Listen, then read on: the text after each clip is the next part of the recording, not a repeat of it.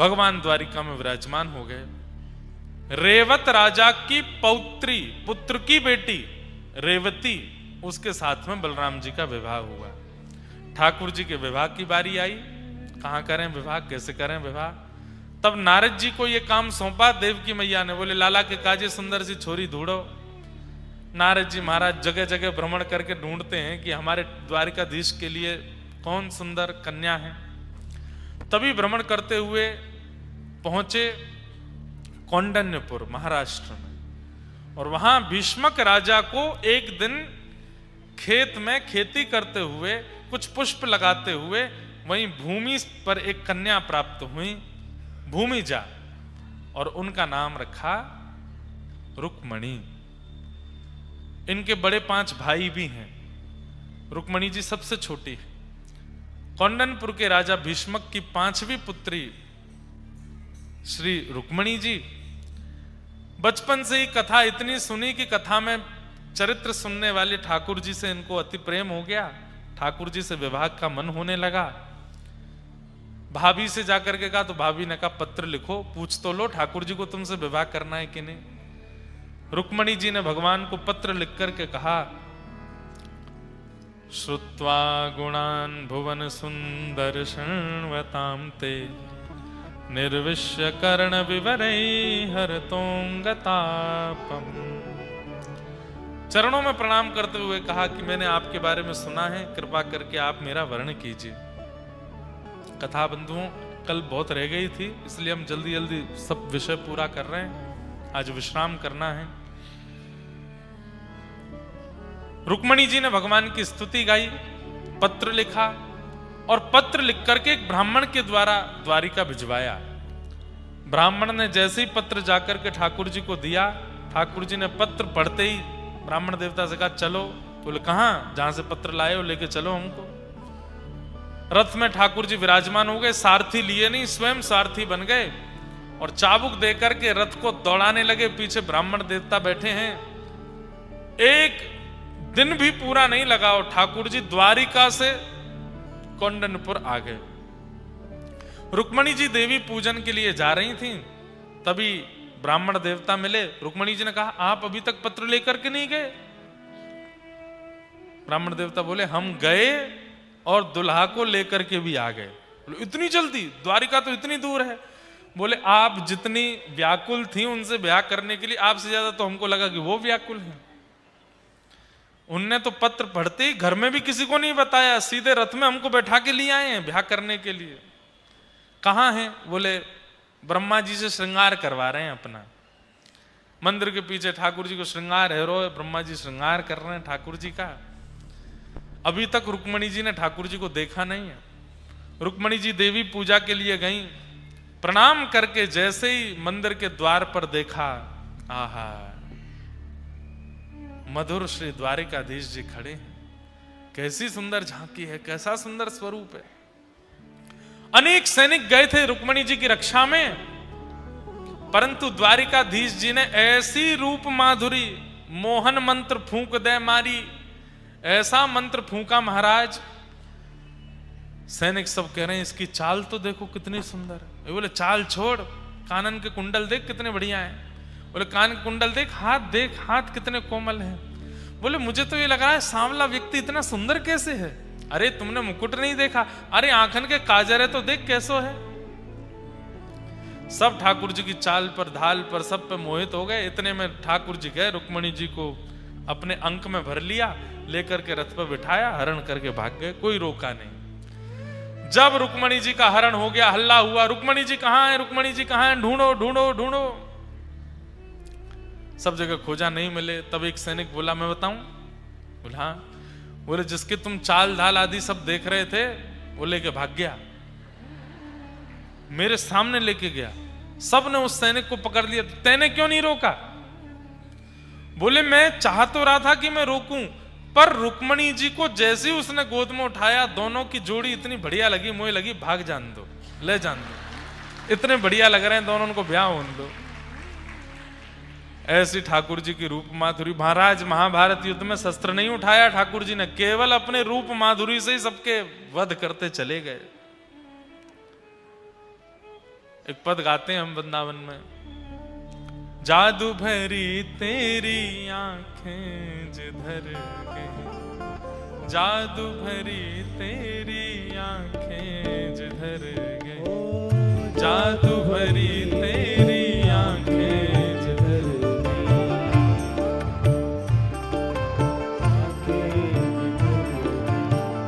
नैनों की कटारी वारी वारी छुई छुई छतियां से उतर गए, नैनों की कटारी वारी वारी छुई छुई छतियां से उतर गई, नैनों की कटारी वारी वारी छुई छुई छतियां से उतर गई, नैनों की कटारी वारी वारी छुई छुई छतियां से उतर गई, जादू भरी तेरी आंखें जिधर गई, जादू भरी तेरी आंखें जिधर गई।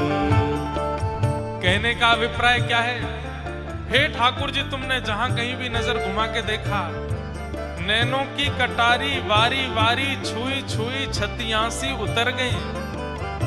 मानो ऐसा लगा कि किसी ने खंजर खोप दिया हो, लेकिन हृदय के बिल्कुल बगल से निकली है, प्राण नहीं निकले। नेत्र देखकर की स्थिति क्या हो रही है? अब पल पलक टरत नहीं तारे, अब पल पलक टरत नहीं तारे, अब पल पलक टरत नहीं तारे, अब पल पलक टरत नहीं तारे, नैनों की कटारी छुई मुई कर गई, नैनों की कटारी छुई मुई कर गई, हाँ नैनों की कटारी छुई मुई सी कर गई, नैनों की कटारी छुई मुई सी कर गई, जादू भरी तेरी आंखें जिधर गई, जादू भरी तेरी आंखें जिधर गई, ओ जादू भरी तेरी आंखें जिधर गई,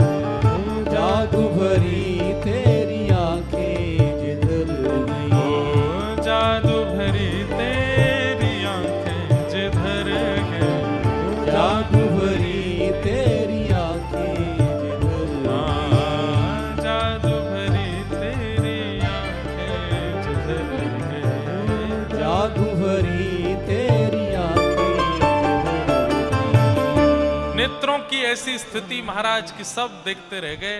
रुक्मणी जी का हरण करके ठाकुर जी ले गए द्वारिका में जाकर के, फिर दोबारा कौंडन्यपुर रुक्मणी जी को भेजा, फिर ठाकुर जी का विवाह उत्सव हुआ। कल हम लोगों ने उसका अनुभव किया ही। बंधुओं, कथा के विश्राम में कुछ विशेष प्रसंग हैं, उन सबको हम श्रवण कर लें थोड़ा सूक्ष्म सूक्ष्म रूप से। सब लोग बहुत ध्यान से विराजो। भगवान का विवाह रुक्मणी जी के साथ में संपन्न हुआ। तत्पश्चात दूसरा विवाह ठाकुर जी का श्री जाम्बती के साथ में, तीसरा विवाह सत्यभामा के साथ, चौथा विवाह कालिंदी के साथ। इस प्रकार भगवान के अष्ट प्रमुख विवाह और 16,100 अलग विवाह हुए। ये 16,108 कौन है? भगवान के द्वारा प्रकट की गई प्रकृति। प्रकृति ही अष्ट रूप में आई है। पृथ्वी, अग्नि, जल, वायु, आकाश, मन, बुद्धि और अहंकार, ये भगवान की अष्ट पटरानियां हैं। तत्पश्चात 16,100 ये वेद की ऋचाएं हैं जिनसे ठाकुर जी ने विवाह किया है।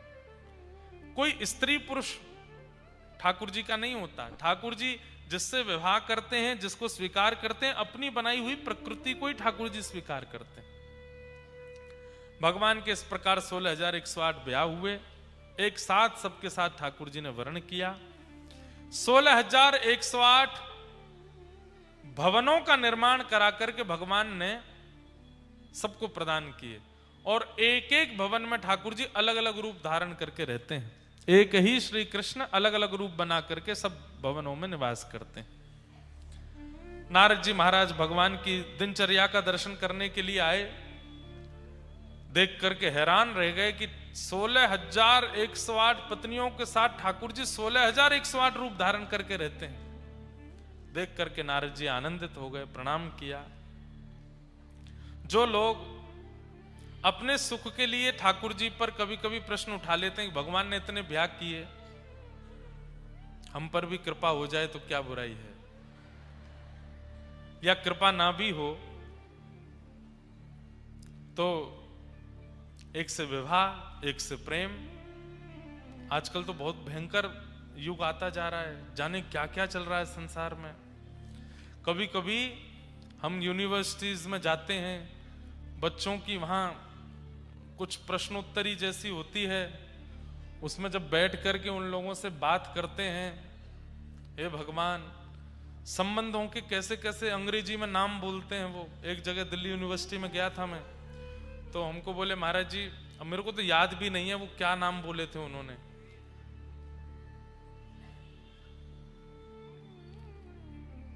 पर एक की व्याख्या पता है, नाम नहीं पता मुझे, व्याख्या पता है उसकी। तो मैंने उससे ही पूछा जो प्रश्न पूछ रहा था, मैंने कहा एक बात हो, इसका मतलब क्या होता है? बोले इसका मतलब ये होता है महाराज जी कि हम किसी के साथ हैं पर हमारा कोई कमिटमेंट नहीं है कि हम दोनों ब्याह करेंगे, पर हम संगे ही रहेंगे, संगे ही खाएंगे, संगे ही। मैंने की वाह, ये भी होता है? बोले कि हाँ महाराज जी ये तो चलता है। मैंने कहा और कौन सा है? बोले एक और होता है महाराज जी, उसमें हम किसी के साथ हैं पर एक एक्स्ट्रा और हमने रखा हुआ है, उसको भी पता है कि हम किसी के साथ हैं और हम जिसके साथ है उसको भी पता है कि इसका एक एक्स्ट्रा और है, अगर मुझसे बात नहीं बनी तो वो आ जाएगा। मैंने कहा भैया तुम्हारे हाथ जोड़ू, तेरे पाँव पूजू, बैठ जा भैया, मुझसे मत पूछ। मैंने कहा ये कहां से आई है ये सारी चीजें? बोले ये तो प्रचलित हो गई है भारत में। मैंने कहा इसको संबंध मत कहो, इसको सुंदर शब्द संबंध से प्रयोग, इसका संबोधन मत करो। तुम फिर महाराज जी इसको क्या कहें? मैंने कि ये तो जानवरों की स्थिति होती है, जानवर ऐसे होते हैं। मैंने कि उनकी एक पत्नी नहीं होती, एक पति नहीं होता, सब पत्नी है सब पति हैं। ये तो जानवर होते हैं ऐसे, मानव ऐसे थोड़े ही होते हैं। हमारी साइंस में पढ़ाया गया कि हम लोग पहले आदि मानव थे, बंदर थे। आदि मानव शब्द बंदर को नहीं कहते, आदि मानव आदि मतलब प्रथम मानव, आदि मानव के रूप में बंदरों को बताया गया कि वो बंदर थे हम लोग पहले। हमें कभी कभी ऐसा लगता है कि इसके दो रूप हो सकते हैं। पहला रूप तो श्री हनुमान जी महाराज और उनकी सेना को ही साइंस ने मान लिया होगा कि उन्हीं से हम लोग बनते चले आए, तो शायद वो आदि मानव रहे होंगे। पर दूसरी बात हमको ये लगती है, भागवत जी के अनुसार प्रथम मानव स्वयंभू मनु हैं, जो कि मानव ही हैं। पर हमें ऐसा लगता है कि हम आदि मानव वानर थे नहीं, कुछ समय बाद बन जाएंगे, निर्वस्त्र रहने लग जाएंगे, निर्वस्त्र डोलने लग जाएंगे, किसी को भी पत्नी बना लेंगे, किसी का भी खा लेंगे, कहीं भी बैठ जाएंगे, किसी के साथ भी रह लेंगे, कुछ भी करने लग जाएंगे। आजकल धीरे धीरे ये हो रहा है, लोगों में ये प्रचलन आ रहा है, वस्त्र छोटे होते जा रहे हैं, फटे पुराने वस्त्रों को फैशन मान लिया गया है। धीरे धीरे वो बिना वस्त्रों के घूमना भी एक स्वतंत्रता हो जाएगी, मानवीय स्वतंत्रता है। कोर्ट में केस लड़ा जाएगा, हमें वस्त्र नहीं पहनने, कोर्ट इसकी इजाजत दे। और एक समय आएगा, लेकिन भगवान की कृपा से तब तक हम लोग जीवित नहीं रहेंगे, हम लोगों के बाद ही होगा ये सब। और कोर्ट इस बात को प्रस्तावित कर देगा कि लॉ बन गया है कि वस्त्र पहनना अब आवश्यक नहीं है। बानर थे नहीं, पर हो सकता है कि बन जाएं कुछ समय बाद। तो ये विकृति आती जा रही है संसार में। तुम किस विषय में बता रहे थे इस बात को कि लोगों के मन में आता है कि हम ठाकुर जी की तरह विवाह कर लें, इतने संबंध रखें, शर्त है, कर लो, संबंध भी बना लो, जितने चाहो कर लो, पर फिर ठाकुर जी ने और जो जो किया वो भी करना पड़ेगा। ठाकुर जी ने और जो जो क्रियाएं करी हैं वो भी आपको धारण करनी पड़ेंगी, तो आपको इसका भी अधिकार है। पहली क्रिया, भगवान 16,108 ब्याह किए, तो 16,108 रूप धारण करके हर पत्नी के साथ अलग अलग रूप में रहते हैं एक ही समय पे, आप भी रहो।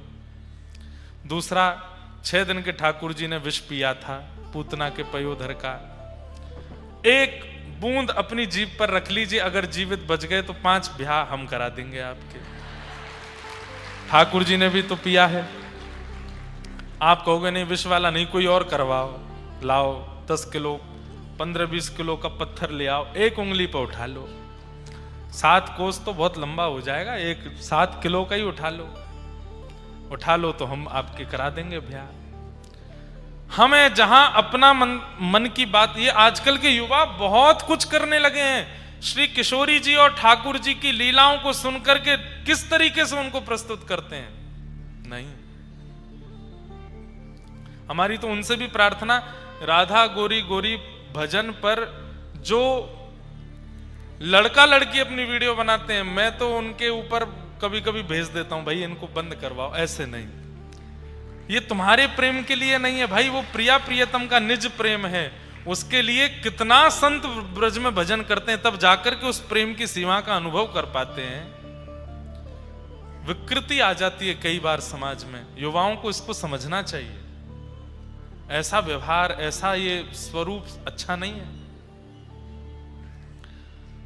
कर्तुम कर्तुम अन्यथा कर्तुम समर्थ ईश्वर, राम ने जो किया वो करो, कृष्ण ने जो कहा है वो करो, क्योंकि कृष्ण जो कर रहे हैं वो आप कर नहीं पाओगे।